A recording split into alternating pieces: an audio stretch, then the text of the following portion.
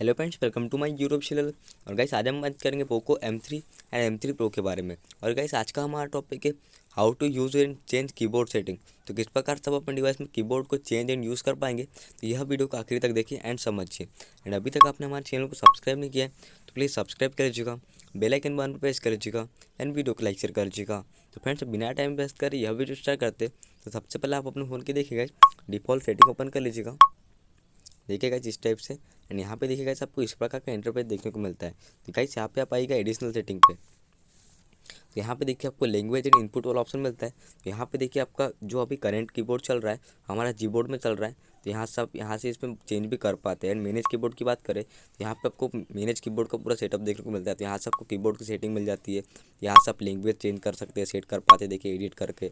यहाँ से डिलीट भी कर सकते हैं जो आपने लैंग्वेज अभी सिलेक्ट की हुई है। एंड फ्रीक्वेंसी मिल जाती है, तो यहाँ से नंबर ऑफ रो या फिर इमोजी वगैरह शो करा सकते हैं। देखिए इस प्रकार से थीम वगैरह यहाँ से देखिए इस प्रकार से डाउनलोड करके अप्लाई भी कर सकते हैं बहुत ही आसानी तरीके से। तो फ्रेंड्स यह था आज का हमारा टॉपिक।